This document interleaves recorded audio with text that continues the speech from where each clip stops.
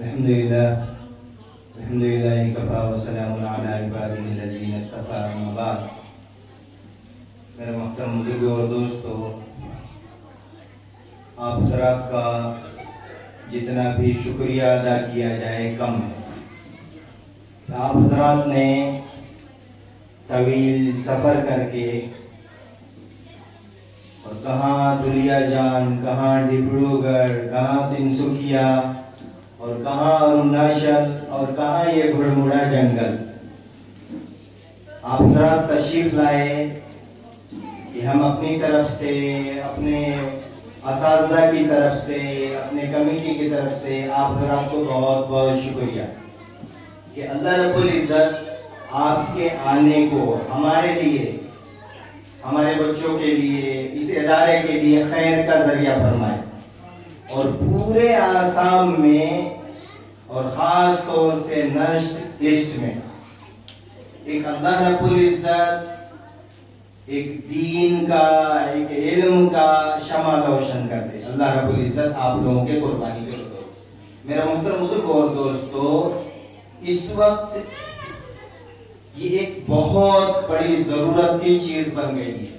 فرائض میں سے سمجھ لیجئے ایک بہت بڑا اہم فریضہ بن گیا ہے کہ ہم اپنے بچوں کے تعلیم کے لیے، اپنے بچیوں کے تعلیم کے لیے خود کا ادارہ قائم کریں۔ ہمارے بچیاں، ہمارے بچے دوسرے کے پاس کتنے دن جائیں گے پڑھنے کے لیے؟ اللہ رب العزت نے ہم کو تو لوگ ہمارے پاس آتے اس کے لیے بھیجا تھا نا۔ ہم خیر امت تھے، لوگ ہم سے خیر سیکھنے آتے، لوگ ہم سے علم سیکھنے آتے، لوگ ہم سے بھلائی سیکھنے آتے، یہ ہونا چاہیے تھا، مگر آج ہم دوسرے کے پاس جا رہے ہیں۔ کتنا دن تک جائیں گے؟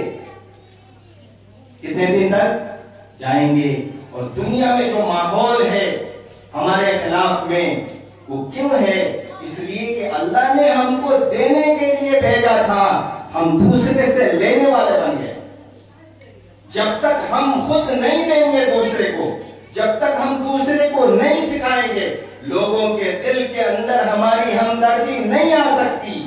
لوگ یہی سمجھیں گے یہ کھانے والے لوگ ہیں، یہ مانگنے والے لوگ ہیں، یہ دینے والے لوگ نہیں ہیں، ان سے ایک پیسے کا فائدہ نہیں ہے، نقصان کے علاوہ۔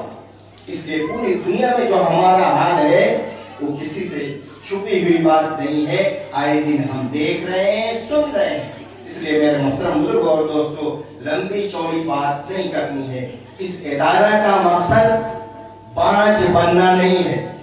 اس ادارہ کا مقصد، جیسے ایک بانجھ عورت لے لیجئے، ایک جانور لے لیجئے، وہ بچہ دینے کے قابل نہیں ہے۔ ہم نہیں چاہ رہے ہیں کہ ہمارا یہ امن فاؤنڈیشن بانجھ بنے، یہ پوری دنیا میں اس کے ذریعے سے ادارے بنے اور اس کے ذریعے سے شمع روشن ہو، ہر جگہ ایمان کا اور علم کا چراغ روشن ہو۔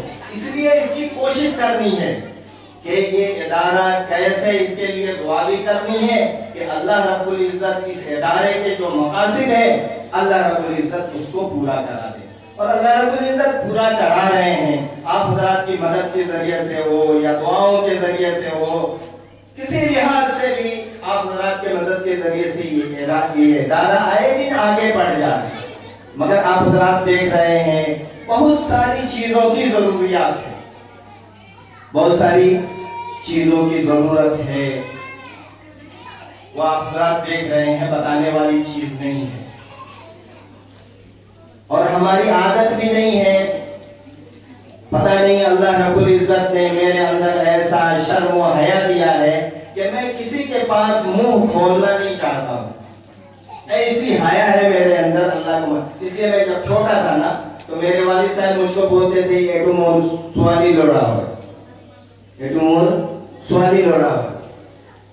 تو یہ اندر سے ہے ہی نہیں کہ جا کے اپنا دکھ درد کسی کو سنائے، مگر اللہ کو سناتے ہیں۔ اللہ رب العزت ایک ایک دن پار کر رہے ہیں، اور کیسے پار ہوتا ہے سال اللہ کو معلوم ہے۔ ابھی فی الحال ہمارے ادارے میں 8 یا यतीम बच्चे और बच्चियां हैं। 8 बच्चे और बच्चियां ऐसी हैं जिनका हम, यतीम का तो 100% फ्री, उनका खाना पढ़ाई सब कुछ। इसी तरह 8 गरीब बच्चे और बच्चियां हैं जिनका फ्री है 100%, और 16 बच्चियां ऐसी हैं जिनका 50% फ्री है। अब इतने कम बच्चों में इतने बच्चों को लेकर चलना, अब जरा को मालूम है कि कैसी परेशानी होती है, मगर अल्लाह रब्बुल इज्जत का बहुत बहुत इनाम है, उसका एहसान है कि अल्लाह रब्बुल इज्जत आए दिन वक्त को पार कर रहे हैं और एक एक दिन मदरसा आगे की तरफ जा रहा है। बस आप जरा से गुजारिश है कि दुआ फरमाएं कि ये इदारा आगे चलता रहे और हर जगह, हमारे तिनसुकिया डिस्ट्रिक्ट में हो, डिब्रूगढ़ डिस्ट्रिक्ट में हो, शिवसागर डिस्ट्रिक्ट में हो, ये अरुणाचल, आप जरा जैसा कि जानते हैं अरुणाचल में कोई मदरसा नहीं है, यहाँ से चीन तक, अब यहाँ से 300 किलोमीटर के बाद चीन का बॉर्डर है, कोई मदरसा नहीं। अब अरुणाचल के बच्चे यहाँ आते हैं, उनके लिए अब अच्छे अच्छे घराने के बच्चे हैं, उनके लिए रहने का इंतजाम उस तरीके से अगर किया जाए तो इंशाअल्लाह बड़े पैमाने पर बड़ा काम होगा।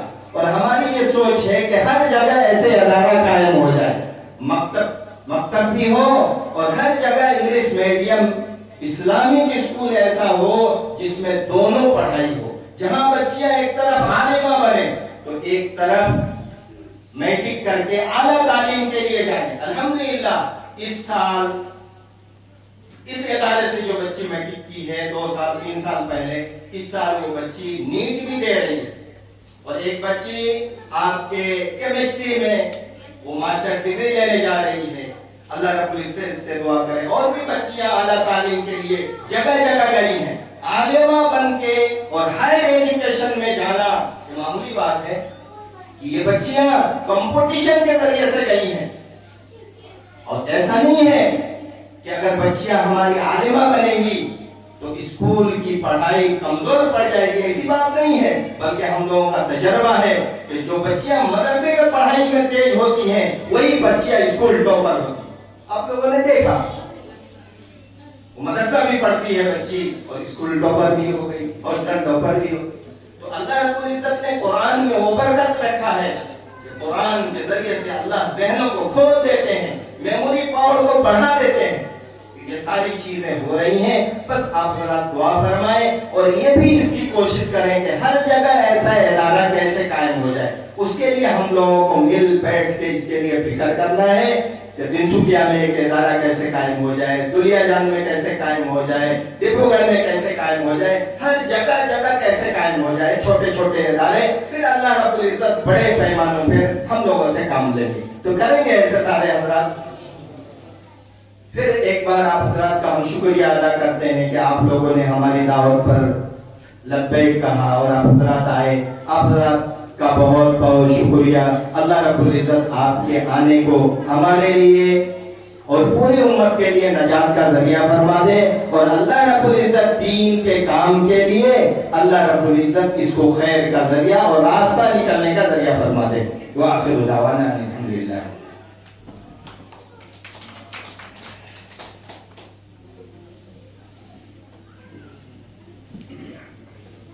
हज़रात माशाअल्लाह ये थे इस मदरसे के बानी हज़रत मौलाना शफीकुर रहमान साहब, जो अपना दर्द दिल सुना रहे थे। बहरहाल इस मदरसे के तकाजे तो बहुत हैं, ज़रूरत बहुत है इसकी। आप जिस हाल में बैठे हैं ये बच्चियों का रहने का हाल है, ये बेडरूम भी है, लेकिन जैसे तैसे इसको एक आसाम टाइप बनाकर ऊपर फॉल्स सीलिंग लगाया गया है। बच्चियां इसी में उस पार्ट में रहती भी हैं, इस पार्ट में उनका क्लास भी होता है। इसके अलावा भी क्लासरूम अलग है लेकिन वो बांस का है। अभी फिलहाल इस इदारे में बच्चियों के लिए एक नमाज का हाल का यानी मस्जिद का जो बंदिगाना मस्जिद है उसका एक बहुत ही अहम जरूरत है और एकदम बिल्कुल रिसेंट में वो हाल चाहिए। दूसरा इसका और एक तकाजा है कि इसका अब तक बाउंड्री वाल नहीं है, उसके लिए हम लोग कोशिश कर रहे हैं। आप ज़रात में से जो भी यहाँ आए हैं ऐसे तो इदारे बहुत होंगे जहां आप अपना ताउन माली ताउन करते होंगे हर एतबार से, लेकिन आपकी आंखों के सामने इस इदारे की जो जरूरत है आप देख सकते हैं कि सबसे बड़ी जरूरत यह है कि इस बच्चियों के लिए हॉस्टल जो बेडरूम है इसके अंदर तो उनके लिए समझ लीजिए जो बेड बनाना है वो भी जरूरी है। इसके अलावा नमाज का एक हाल और बाउंड्री हाल, ये बाउंड्री जो वॉल है, ये 3 काम अहम है। आप जरा अगर इसमें से कोई काम करना चाहें तो जरूर इदारे की जिम्मेदार से कांटेक्ट करके इसका ताउन करें। अब इसके बाद में आखिर में हजरत मौलाना नूरुल अमीन कासमी साहब जो तंजीमुल मदारिस के सेक्रेटरी हैं और बहुत ही मुतहर्रिक और फ़आल आलिम दीन हैं, ये पूरे आसाम में ही पूरे मुल्क का दौरा करते हैं। अल्हम्दुलिल्लाह, अच्छा तजर्बा रखते हैं, अच्छा एक्सपीरियंस रखते हैं और वक्त और हालात को ये खूब समझते हैं। ऐसे वक्त में हमारे इस प्रोग्राम के अंदर तशरीफ ले आए, हम सब इनके शुक्रगुजार हैं। अल्लाह रब्बुल इज्जत इनको जज़ाए खैर अता फरमाए। मैं आखिर में इनसे दरख्वास्त करूंगा कि अपनी आखिरी बात फरमाकर फिर दुआ भी फरमाएं। हजरत मौलाना नूरुल अमीन कासमी साहब।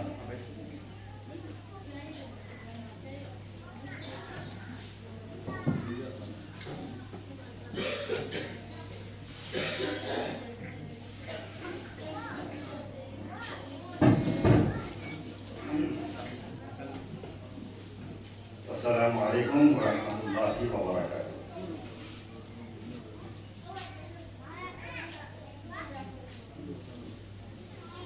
ये दौर अपनी बराहीन की तलाश में है, ये दौर अपनी बराहीन की तलाश में है। सनम कदा है जहां ला इलाहा इल्लल्लाह। सम्मानीय আজিৰ সভাৰ সভাপতি মহোদয়, উপস্থিত আজিৰ এই বিদ্যালয়ৰ এই মাদ্ৰাছাৰ মহোদয় সাহেব, প্ৰতিষ্ঠাপক হযৰত মাওলানা শফিকুৰ ৰহমান সাহেব দানত বাৰাকাতুহু, এই মোৰ আগতেই বয়ান কৰি যোৱা বিলাল মছজিদৰ ইমাম সাহেব খতিব হযরত মুফতি ইমরান সাহেব, मौलाना अब्दुल रहमान मुफ्ती अब्दुल रहमान साहब, मोर बंधुबर महमूद साहब, आज उपस्थित थका दुलियाजान मस्जिदर इमाम साहब, सभापति साहब, प्राक्तन सभापति महोदयके आदि करी मोर इतना पढ़ी थका गण्यमान्य व्यक्तिबर्ग, এই মাদ্ৰাছাৰ শিক্ষক শিক্ষয়িত্ৰীসকল, অভিভাৱক অভিভাৱিকাসকল আৰু মৰমৰ ছাত্ৰ ছাত্ৰীসকল, मैं इमान परे यात बहि आसलते शिकी आছিলো। इमान शिकिबले पालो, उपरोक्त केइबागराकीर आटाइकेइगराकीर बक्तव्य शुनि मैं बहु कथा शिकिलो। विशेषকৈ हजरत मौलाना शफीकुर रहमान साहबर जी मुखलिसाना जी निष्कलुष मनोवृत्तिरे काम काज करार जी नमुना, এই নমুনা देखी सचाকৈ तबत मानिছো। আমি प्राय विभिन्न माद्रासा स्कूलर एने धৰণৰ অনুষ্ঠানবিলাকত যাওঁ, গৈ আমি এটা কথা প্ৰত্যক্ষ কৰোঁ যে সেই স্কুল বা সেই মাদ্ৰাসা বা সেই অনুষ্ঠানৰ যিসকল মুৰব্বী থাকে, যিসকলে সেই অনুষ্ঠানৰ গুৰি ধৰে বা অনুষ্ঠানটো তেওঁলোকে চলাইছো বুলি দাবী কৰে, চলাইও থাকে, তেওঁলোকৰ এটা বস্তুৰ ওপৰত ফকাছ থাকে যে মই এই কামটো কৰিছো, গতিকে মোক আপোনালোকে সহায় কৰক, এই মাদ্ৰাসা বা স্কুলত এই বিদ্যালয়ত এই অনুষ্ঠানত সহায় কৰক, আপোনালোকে কোনো অনুষ্ঠান কৰিব নালাগে ইয়াতে সহায় কৰক। কিন্তু ইয়াত মই এটা বস্তু সম্পূৰ্ণ তাৰ উল্টা আৰু বিপৰীত দেখিছো। শফিকুৰ ৰহমান সাহেবে ক'লে যে আমি এতিয়া বৰ্তমান কোৰাণৰ আয়াতৰ উদ্ধৃতি তেখেতে কৈছে, মই কোৰাণৰ আয়াতটো পঢ়ি দিম আপোনালোকৰ ওচৰত।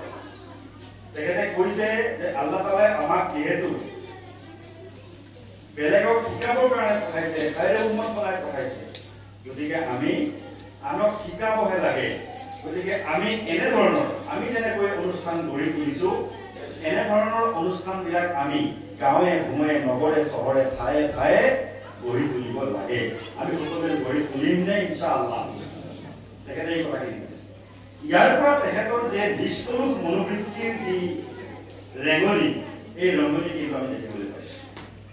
নহ'লে তেখেতৰ যদি নিষ্কলুষতা, নিষ্ঠা, আল্লাহৰ ৱাস্তে কৰাৰ যি এখলাছ, এই এখলাছ যদি নাথাকিলেহেঁতেন তেখেতে কেতিয়াও এই শব্দটো নকলে যে আপোনালোকে এনেকুৱা কৰক, মোকো সহায় কৰক আৰু আপোনালোকে নিজেও কৰক। ইয়াৰ প্ৰমাণ যে তেখেত নিষ্কলুষ মনোবৃত্তিৰে এই অনুষ্ঠানটো চলাইছে। গতিকে আমি আশা কৰিব পাৰোঁ যে এই অনুষ্ঠানখন আগন্তুক দিনত বহু আগবাঢ়িব ইনশাআল্লাহ। আমি দোৱা কৰি গৈছোঁ আৰু লগতে এইটো কওঁ যে এখলাছৰ সৈতে আমি কিন্তু কাম কৰি যাব লাগিব। মই ইয়াত পঢ়ি বহু কথা শিকিলোঁ, সকলো আপোনালোকৰ প্ৰত্যেক কেইজন বক্তাৰ বক্তব্য শুনিছোঁ আৰু বহু কথাই মই অধ্যয়ন কৰিছোঁ, ষ্টাডি কৰিব পাৰিছোঁ। বিশেষকৈ ছাত্ৰীসকলৰ যি প্ৰেজেণ্টেশ্যন, তেওঁলোকৰ যি প্ৰদৰ্শনী ইয়াত মই দেখিলোঁ, মোৰ নিজৰে হৃদয় কিন্তু গাৰ নোম থিয়ৰি উঠিছে। মাকৰ বিষয়ে যিটো তেওঁলোকে প্ৰেজেণ্টেশ্যন আনিছে, মোৰ সঁচাই নিজৰ মাৰ মই বহি চাই আছো। এগৰাকী ছোৱালীয়ে কিন্তু এগৰাকী ছাত্ৰীয়ে প্ৰেজেণ্টেশ্যন কৰি আছে, কিন্তু তাৰ চকুৰ পানী কান্দি আছে। মানে কিমান অন্তৰেৰে কৰিব লাগিব, কিমান অন্তৰেৰে, কিমান হৃদয়ৰ পৰা তেওঁলোকে এই প্ৰেজেণ্টেশ্যনটো কৰিছে। তাৰমানে তেওঁলোকে শিকিছে, ভিতৰত সোমাই গৈছে। আমাৰ উস্তাদসকলে কয়, আমাৰ জ্যেষ্ঠ মুৰব্বীসকলে কয় যে तुम्हें कहीं भी अगर वाज करने का मौका मिले, कहीं कुछ कहने का मौका मिले, तो तुम वो बात कहना, তুমি সেইটো কথা কবা যিটো বস্তু তোমাৰ ভিতৰত কমি আছে। তোমাৰ ভিতৰত যিটো বস্তুৰ কমি আছে, আখলাক চৰিত্ৰৰ ক্ষেত্ৰত হওক, আমলৰ ক্ষেত্ৰত হওক, ইমানৰ ক্ষেত্ৰত হওক, যিটো বস্তু তোমাৰ মাজত কমি আছে, সেই বস্তুটো তুমি বাৰে বাৰে তেতিয়া কি হয়, কওঁতে কওঁতে কওঁতে কওঁতে লাহে লাহে নিজৰ মাজত সেই বস্তু আহি পৰে। মানে অট'মেটিকলি এই কথাটো ভাবিব যে মই মানুহক কৈ আছোঁ, কিন্তু মোৰ মাজত যে নাই। লাহে লাহে তেওঁ উপলব্ধি কৰিব আৰু উপলব্ধি কৰাৰ পিছত তেওঁ নিজেই সেই কামটো কৰিবৰ কাৰণে নিজকে সঠিক কৰা, নিজকে মানে সংশোধন কৰাৰ চেষ্টা কৰে। সেইকাৰণে এই যে ল'ৰা ছোৱালীবিলাকে যিটো প্ৰেজেণ্টেশ্যন কৰিলে, যিসকলে এই মাক বাপেকৰ কথা কৈছে, ইয়াত আমাক দেখুৱাইছে, নিশ্চয় এইসকল ল'ৰা ছোৱালীটো মাক বাপেকৰ দেহোন্নতি, বেইজ্জতি, মাক বাপেকক ইজ্জত নকৰাকৈ, সন্মান নকৰাকৈ থাকিব। তেওঁলোকৰ অন্তৰত কিন্তু সোমাই গৈছে মা বাবা কি কৈছে। আজিৰ সমাজ আমি যি দেখি আছো, বৃদ্ধাশ্ৰমৰ সমাজ হৈ গৈছে। আজিৰ যি শিক্ষা ব্যৱস্থা, এই শিক্ষা ব্যৱস্থাত এজন ছাত্ৰ, এজন সন্তানক মাত্ৰ পইচা গঢ়াৰ, পইচা চপোৱাৰ এটা মেচিন বনাই আখলাক নাই, চৰিত্ৰ নাই, সমাজৰ প্ৰতি যি দায়বদ্ধতা, নিজৰ সামাজিক মূল্যায়ন, এইবিলাক বস্তু আজিৰ শিক্ষা ব্যৱস্থাত খুব কম পোৱা যায়। মাত্ৰ পইচা কেনেকৈ কৰিব লাগে, ঘটিব লাগে, পইচা কেনেকৈ পকেট ভৰিব লাগে, কেনেকৈ ডাঙৰ বিল্ডিং বনাব লাগে, কেনেকৈ বহুত ডাঙৰ ডক্তৰ হ'ব লাগে, বহুত ডাঙৰ ইঞ্জিনিয়াৰ হ'ব লাগে। আফচোচৰ কথা, আজিৰ শাসনৰ গাদীত বহি থকা সকলেও যেতিয়া কয় যে আমি অকল ডক্তৰ আৰু ইঞ্জিনিয়াৰহে হ'ব লাগে, তাতকৈ সমাজখনৰ কাৰণে আফচোচৰ কথা আৰু একো হ'ব নহয়। আমি সেইসকলক ক'ব বিচাৰোঁ যে অকল ডক্তৰ আৰু ইঞ্জিনিয়াৰ সকলেই মানুহ নহয়। নিশ্চয় ডক্তৰ আৰু ইঞ্জিনিয়াৰ মানুহ, তেওঁলোক সমাজৰ একোগৰাকী মুৰব্বী, এটা সমাজৰ এটা অংশ আৰু এটা গুৰুত্বপূৰ্ণ অংশ। কিন্তু বাকী যিসকলে মানুহৰ জোতা চাফ কৰে, যিসকলে মানুহৰ চাইকেল বনায়, যিসকলে মানুহৰ গাড়ী মেৰামতি কৰে, যিসকলে মানুহৰ কাপোৰ চিলাই, যিটো কাপোৰ নহ'লে আমি আমাৰ লজ্জা নিবাৰণ কৰিব নোৱাৰো, যিটো চশমা নহ'লে আমি দেখিব নোৱাৰো, সেই চশমাটো যিসকলে বনায়, যি চুলি নাকাটিলে আমি আমাৰ নিজকে লেতেৰা লেতেৰা লাগে, যিসকলে এই চুলি কটা নাপিতসকল, তেওঁলোক সমাজৰ মানুহ নহয় নেকি? তেওঁলোক সমাজৰ অংশ নহয় নেকি? গতিকে আমি অকল এইটো ক'ব নালাগে যে আমাৰ ল'ৰা ছোৱালীক আমি ডক্তৰ আৰু ইঞ্জিনিয়াৰ বনাব লাগে। ডক্তৰ আৰু ইঞ্জিনিয়াৰ নিশ্চয় বনাব লাগে, লগতে এজন ভাল মানুহ বনাব লাগে, এজন ভাল নাগৰিক বনাব লাগে, এই দেশৰ সম্পদ বনাব লাগে, এই সকলো মিলি কিন্তু এখন সমাজ। সমাজৰ সৰুতকৈ সৰু একেবাৰে তলৰ খাপৰ কাম কৰা ব্যক্তিজনৰ পৰা লৈ একেবাৰে শাসক কৰা লৈকে এখন সমাজ। এই সমাজখন কেনেকৈ ভাল সমাজ হ'ব, কেনেকৈ এই দেশৰ নাগৰিকসকল ভাল হ'ব আৰু এখন সুনাগৰিকৰ সমাজ হৈ উঠিব, তেতিয়াহে আমাৰ দেশখন আগবাঢ়িব, ৰাজ্যখন আগবাঢ়িব, এখন সুস্থ সমাজ হ'ব।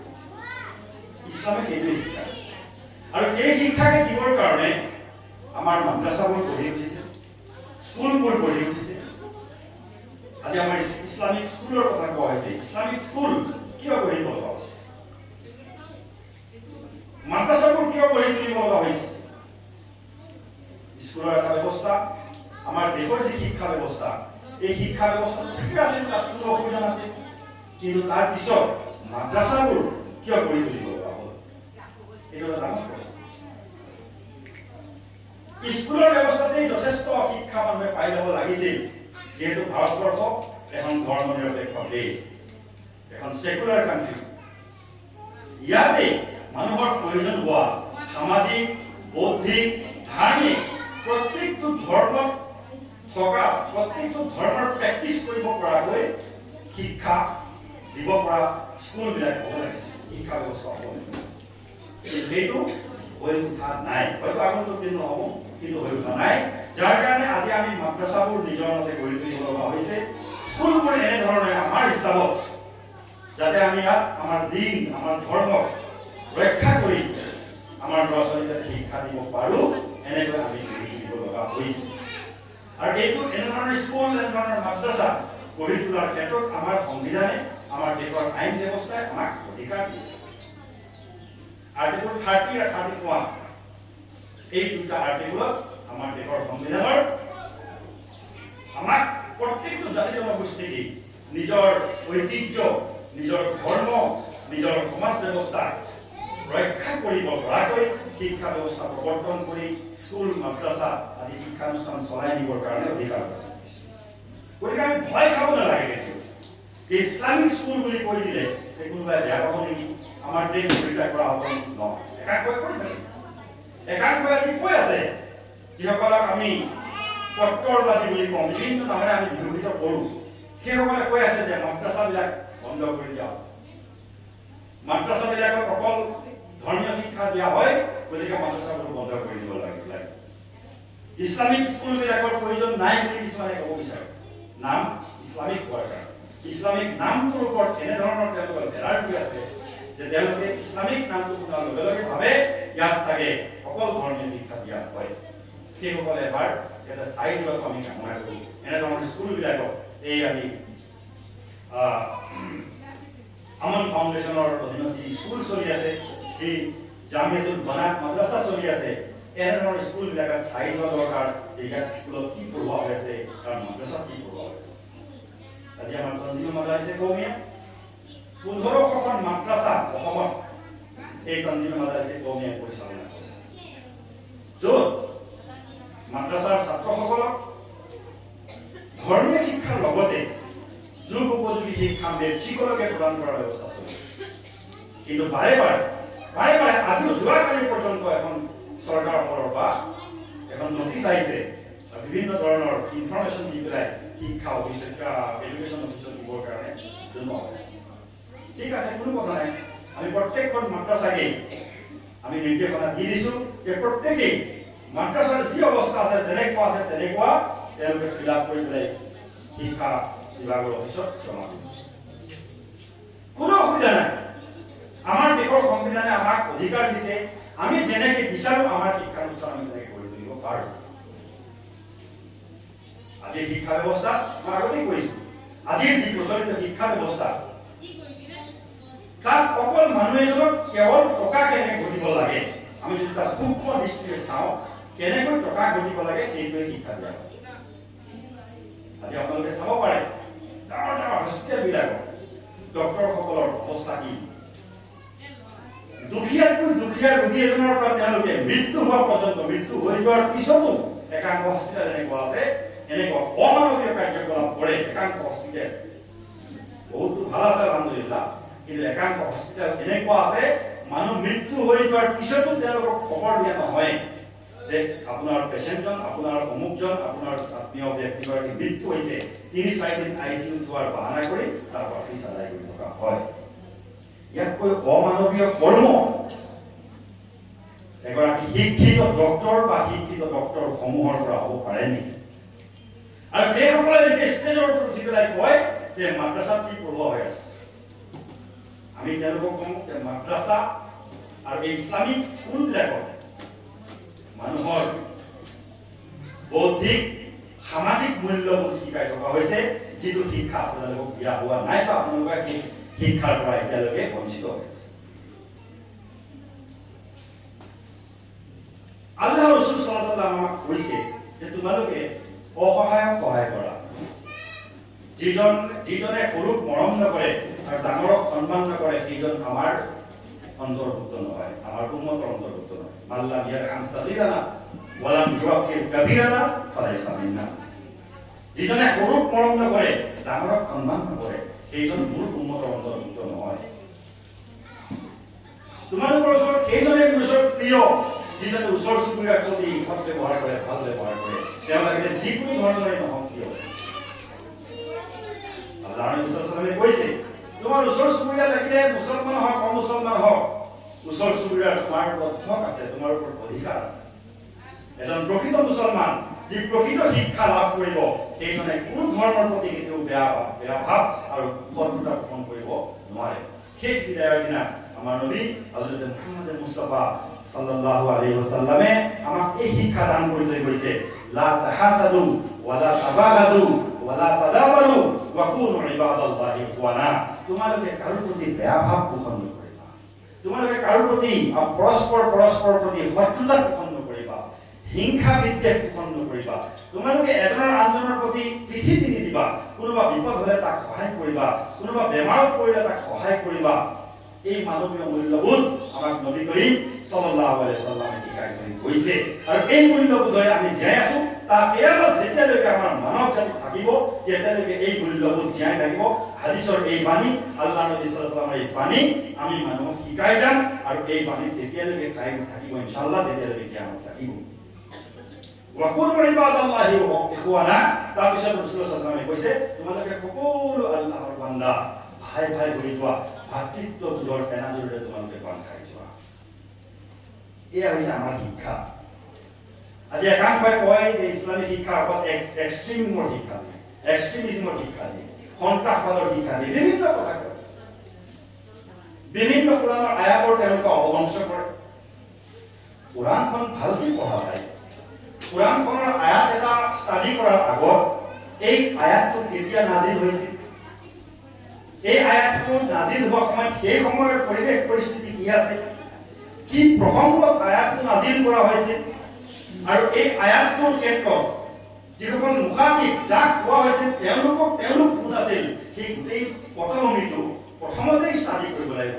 কোৰাণ তাফসীৰ অধ্যয়ন কৰাৰ এইটো এটা মূল বা মৌলিক বিষয়, মৌলিক এটা উসুল বুলি কোৱা হয়, বা উসুল তাফসীৰ বুলি কোৱা হয়। কোৰাণৰ ব্যাখ্যা বা তাফসীৰ অধ্যয়ন কৰাৰ ক্ষেত্ৰত এইটো পটভূমি, যিটো শানে নুজুল বুলি কোৱা হয়, বহুত গুৰুত্ব আছে কোৰাণ পাক অধ্যয়ন কৰাৰ ক্ষেত্ৰত। শানে নুজুল বা পৃষ্ঠভূমি, পটভূমি, কোন পটভূমি কোন পৃষ্ঠভূমি কিহৰ ভিত্তিত এই কোৰাণ পাকৰ এই আয়াত নাজিল হৈছে। আজি যিকোনো এটা আয়াত উঠাই পেলাই কৈ দিয়ে যে ফাকতুল মুশৰিকিনা হাইছু ওয়াজাতুমুহুম, যে মুশৰিকসকলক যদি কোৱা তাতে তোমালোকে কতল কৰা, নাউজুবিল্লাহ। কিন্তু কিহৰ কাৰণে কেতিয়া নাজিল হৈছিল, সেই সময়ৰ পটভূমি কি আছিল, সেই সময়ত যুদ্ধ ক্ষেত্ৰত যেতিয়া মানুহ, সেই সময়ত বহুত দীঘলীয়া কথা হয়, মই এইখিনি আলোচনা কৰিব যোৱা নাই, প্ৰসংগক্ৰমে কৈ দিছো যে যেতিয়া সেই সময়ত যুদ্ধমুখী পৰিস্থিতি, আল্লাহ নবী সাল্লাল্লাহু আলাইহি ওয়াসাল্লামৰ লগত তেওঁলোকে মুআহাদা যি চুক্তি আছিলে, এই চুক্তি বাৰে বাৰে চুক্তি ভংগ কৰাৰ পিছত ইহুদীসকলে ভংগ কৰি সেই আল্লাহ নবী সাল্লাল্লাহু মায়ুস হৈ গ'ল। শেষত আল্লাহৰ কথা আল্লাহ এতিয়া কি কৰিব, তেতিয়া এই আয়াত নাজিল হৈছিল, এই বদমাছবিলাকক জীয়াই থকাৰ অধিকাৰেই নাই। কিন্তু আজি যিসকলে কোৰাণৰ ওপৰত এতৰাজ কৰে, যিসকলে কোৰাণ হাদিছৰ ওপৰত অভিযোগ কৰে, তেওঁলোকে কয় এই আয়াত এনেধৰণৰ আয়াত যি কোৰাণত আছে, এই কোৰাণ বন্ধ কৰিব লাগে। এই অৱস্থা। আৰু আমাৰ দুৰ্ভাগ্য এনেকুৱা যে আমি কোৰাণ অধ্যয়ন নকৰোঁ, কিন্তু আমাৰ দুৰ্ভাগ্য। কোৰাণ পাক আমাৰ প্ৰত্যেকৰ ঘৰত আছে, কিন্তু আমি কোৰাণ পাকত কি কৰিছো, আমি ছাদৰ ওপৰত তুলি থৈ দিছোঁ। কাৰোবাৰ যদি লাইব্ৰেৰী আছে লাইব্ৰেৰীত সৌন্দৰ্য বৃদ্ধি কৰি থৈছোঁ। কোনো দিন সেই কোৰাণ পাক আমি মানে চাফা নকৰোঁ। চাফা কৰিলেও কেতিয়াবা মতে মতে চাফা কৰি মকৰাৰ জালবিলাক চাফা কৰি তাৰপিছত উঠাই থৈ দিওঁ। আল্লাহ বেয়া পাব। তাবিজ বনাই থৈছোঁ কোৰাণ পাক, কিন্তু কোৰাণ পাক আমি অধ্যয়ন নকৰোঁ। আলহামদুলিল্লাহ বহুতে তিলাৱাত কৰে, কিন্তু বুজি তিলাৱাত নকৰে। কোৰাণ পাক বুজিবৰ কাৰণে কোৱা হৈছে। কোৰাণ সেইকাৰণে কোৱা হৈছে যে এই কোৰাণ বেছিকৈ পাঠ কৰিব লাগে, বেছিকৈ অধ্যয়ন কৰা হয়। কোৰাণ আহিছে ইকৰাৰ পৰা, আল-কিৰাআতৰ পৰা। আল-কিৰাআত ইকৰা শব্দটো যিটো আহিছে ইছলামত কোৰাণ পাকৰ প্ৰথম আয়াত ইকৰা বিস্মি ৰাব্বিকাল্লাযী খালাক। ইয়াত কেইবাজনো আমাৰ বক্তাই কৈছে ইকৰা শব্দটো আহিছে আল-কিৰাআত মানে পঢ়া। আৰু কোৰাণ এই কোৰাণ শব্দটো আহিছে আল-কিৰাআতৰ পৰা। কোৰাণক কোৰাণেৰ কাৰণে কোৱা হয় যে সবতকৈ বেছি পঢ়া প্ৰথম গ্ৰন্থ, সবতকৈ বেছি পাঠ কৰা গ্ৰন্থ হৈছে কোৰাণ।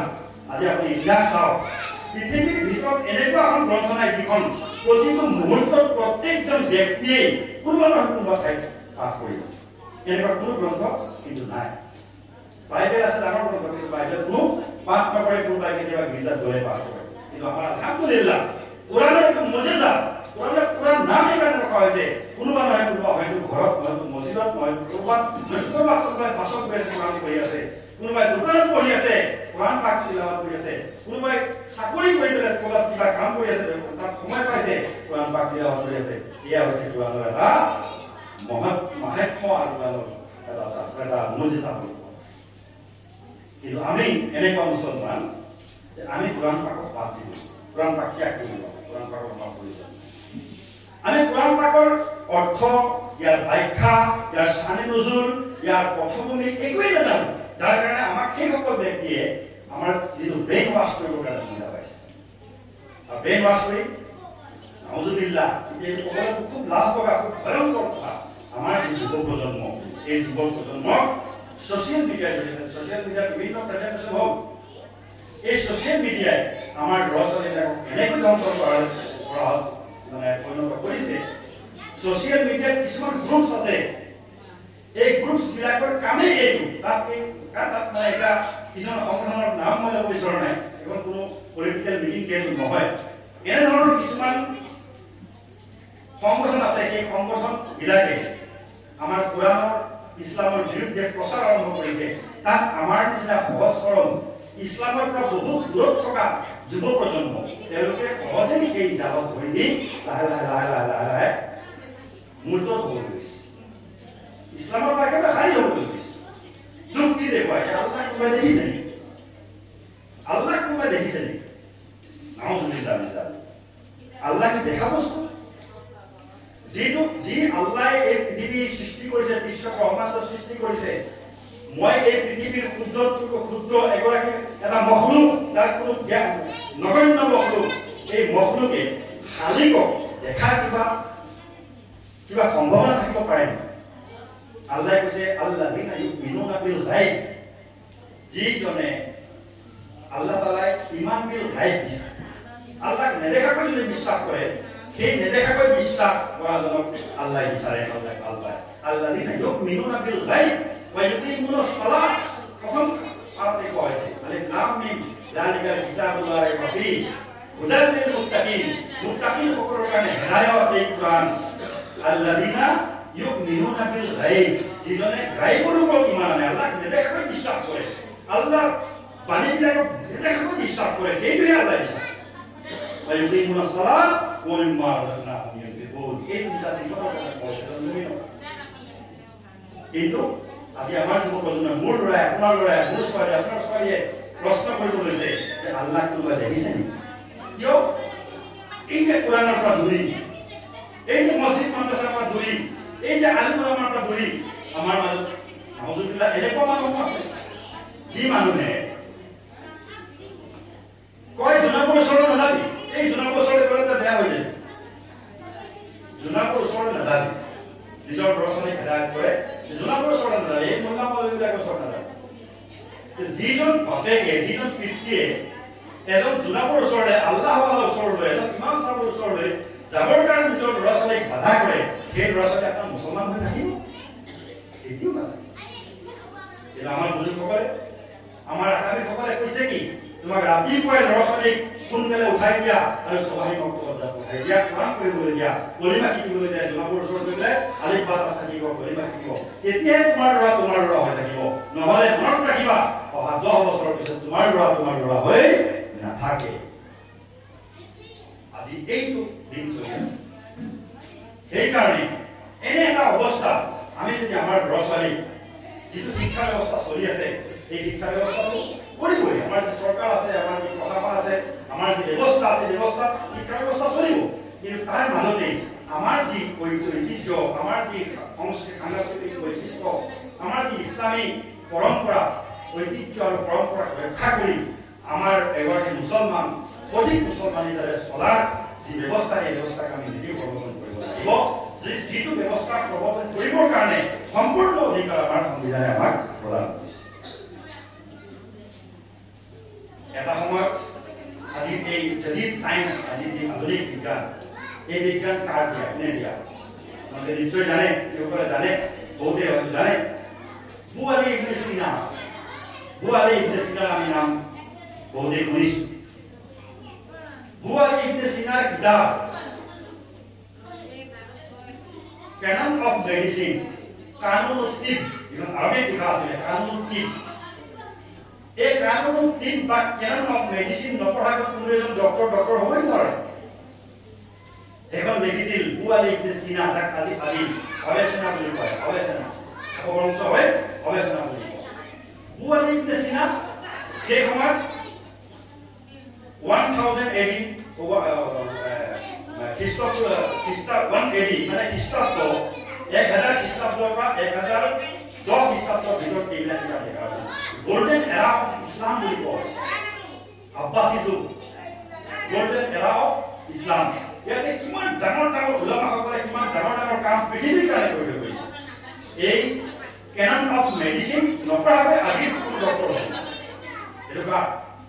এইটো দৈন আৰু এইটো ধান হৈছে আমাৰ মুছলমান। কিন্তু আজি শিক্ষা ব্যৱস্থাত মুছলমানসকলকে চবতকৈ অশিক্ষিত বুলি কওঁ। কিয়? আমাৰ এইবিলাক বস্তু আমি ধৰি ৰাখিব পাৰোঁ। ইবনে হাইছাম, আমি যিটো চশমা আজি পিন্ধি আছো, সায়েন্সৰ এটা উৎকৃষ্ট আৱিষ্কাৰ বুলি কয় যে চশমা পিন্ধিলে আমি ধোঁৱা দেখো, কিবা দেখো, অসুবিধা দেখো। এই চশমাটো পিন্ধাৰ লগে লগে আমি ভাল দেখো। এইটো এটা অপটিক সায়েন্স। ইবনে হাইছাম ফাদাৰ অফ অপটিক বুলি কয়। ইবনে হাইছামক মুছলমান সেই যুগত হৈছিল, যিটো যুগত দ্য গোল্ডেন এৰা অফ ইছলাম বুলি কোৱা হয়। সেই যুগতেই ইবনে হাইছাম নামৰ এগৰাকী ব্যক্তিয়ে এই চশমাযোৰ আৱিষ্কাৰ কৰিছিল, যাক ফাদাৰ অফ অপটিক বুলি কোৱা হয়। আজি চশমা পিন্ধিলেই যিসকলে অপটিকেল সায়েন্স কৰে, যিসকলে চকুৰ ডক্টৰ হয়, সেইসকলে ইবনে হাইছামৰ কিতাপ নপঢ়াকৈ কেতিয়াও তেওঁ চকুৰ ডক্টৰ হ'ব নোৱাৰে। তাৰপিছত আৰু আছে আমাৰ এনেকুৱা বহুত আছে। আমাৰ যিসকল সাইন্টিষ্ট এই সাইন্টিষ্টসকলৰ কিতাপ নপঢ়াকৈ কোনো এগৰাকী প্ৰকৃত ডক্টৰ বা প্ৰকৃত ইঞ্জিনিয়াৰ হ'ব নোৱাৰে। ইঞ্জিনিয়াৰ ক্ষেত্ৰত আপোনালোকে চাওক, জ্যোতিৰ্বিজ্ঞানৰ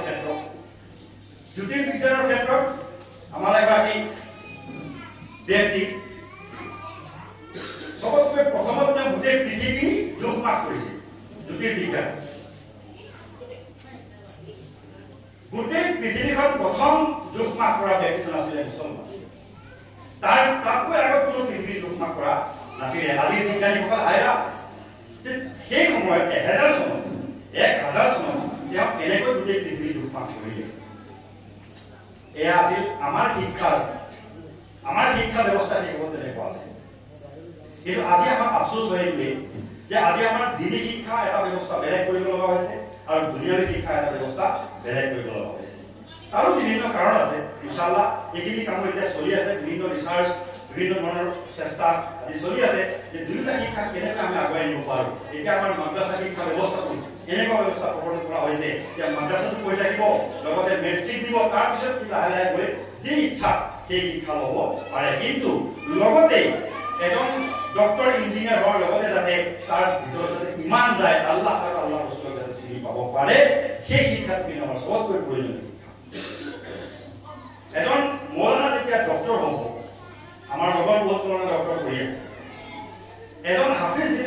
হ'ব তাৰ লগত ডক্টৰৰ লগতে ইঞ্জিনিয়াৰৰ লগতে কোৰাণটো কিন্তু লগত ৰিল আৰু হাদিছ এজন ডক্টৰ যেতিয়া মৌলানা হ'ব মৌলানা যেতিয়া ডক্টৰ হ'ব তেতিয়া কিন্তু তাৰ লগতে মৌলানাটো যাব ডক্টৰৰ লগতে আমাৰ কোচিছ এইটো হোৱা উচিত আলহামদুলিল্লাহ এনেধৰণৰ স্কুল এনেধৰণৰ বিদ্যালয় এনেধৰণৰ মাদ্ৰাছাৰ বহুত প্ৰয়োজন আছে মৌলানা চাহেবে কৈছে গাঁৱে গাঁৱে এনেকুৱা স্কুল আমি গঢ়ি তোলা উচিত আমাৰ পইচা উম্মতে মুছলিমৰ পইচা আলহামদুলিল্লাহ বহুত আছে টকাৰ অভাৱ নাই বহুত টকা আছে আমাৰ লগত পইচা পালা মানুহ বহুত আছে সবতকৈ ধনী মানুহৰ তালিকাত যদি আমাৰ ভাৰতবৰ্ষৰ কথা কৈছো বৰ্ডৰ কথা কোৱা নাই ভাৰতবৰ্ষত যদি ধনী মানুহৰ তালিকা এখন বনোৱা হয় তাৰ ভিতৰত আমাৰ মুছলমান কেইজনমান কিন্তু তালিকাত আহিব সেই পইচাবোৰ ক'ত গৈ আছে সেই পইচাবোৰ এনেকুৱা কামত গৈ আছে যিবিলাক কাম হাৰাম যিবিলাক কামত ইছলামে সদায় বাধা কৰি আছে